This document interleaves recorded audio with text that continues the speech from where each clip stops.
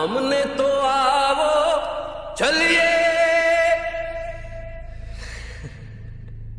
छुप छुप चलने में क्या राज है। इस सीन में इरफान खान जो गाना गुनगुनाते नजर आते हैं, दरअसल वो एक सन 1957 की फिल्म में इस्तेमाल किया गया गाना है। फिल्म का नाम था जन्म जन्म के फेरे।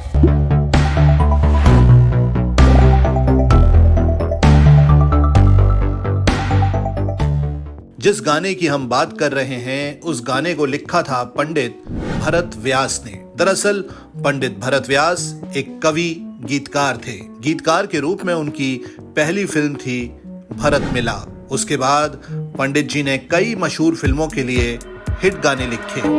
मालिक तेरे बंदे हम, मन तरपत हरिदर शन को आज, मैं दुनिया के रखवाले सुंदर है चंद्रमा रात आधी।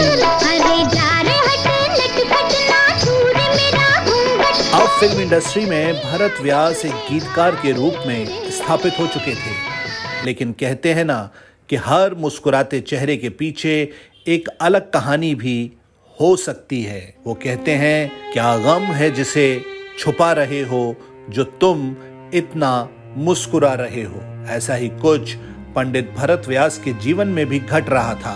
हालांकि वास्तविकता की कंफर्म जानकारी तो नहीं है, पर ऐसा बताया जाता है कि उनका एक बेटा जिसका नाम श्याम सुंदर था, वो किसी बात पर नाराज होकर घर छोड़कर चला गया था। अब पंडित भरत व्यास और उनकी पत्नी बहुत परेशान और उदास हो गए। उन्हीं दिनों एक फिल्म प्रोड्यूसर वीएम व्यास अपनी आगामी फिल्म जन्म जन्म के फेरे के लिए पंडित जी के पास आए। वो उनसे गीत लिखवाना चाहते थे। पंडित भरत व्यास ने पहले तो साफ मना कर दिया कि वो गाना लिखने की हालत में है ही नहीं, पर बाद में पत्नी के समझाने पर वो राजी हो गए। बेटे के दुख में उनकी कलम ने जो गीत लिखा वो एक इतिहास बनने जा रहा था।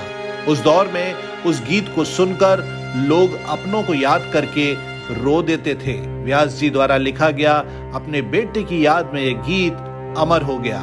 दरअसल ये एक संदेश था उनके बेटे के लिए कि अगर वो कहीं है तो महसूस करे कि उसके पिता कितने दुखी हैं। जरा सामने तो आओ चलिए, छुप छुप छलने में क्या राज है। रफी साहब का गाया ये गीत भी हालांकि व्यास जी के बेटे की घर वापसी नहीं करवा पाया। आगे चलकर सन 1959 में फिल्म रानी रूपमती के लिए भी उन्होंने एक ऐतिहासिक गीत लिखा, जो फिर से एक बाप का बेटे के नाम संदेश था। लौट के आजा मेरे मीत, तुझे मेरे गीत बुलाते हैं। हालांकि ये गीत भी व्यास जी अपने बेटे तक पहुंचाना चाहते थे, पर हाय री किस्मत, ये गीत बेटे तक तो शायद नहीं पहुंचा, लेकिन प्रेमी जोड़ों तक ये गीत आसानी से पहुंच गया।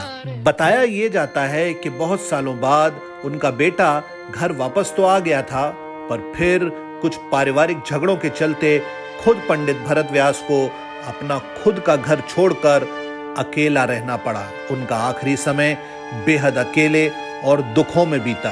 कभी कभी ईश्वर क्यों इतना कठोर हो जाता है, कहा नहीं जा सकता।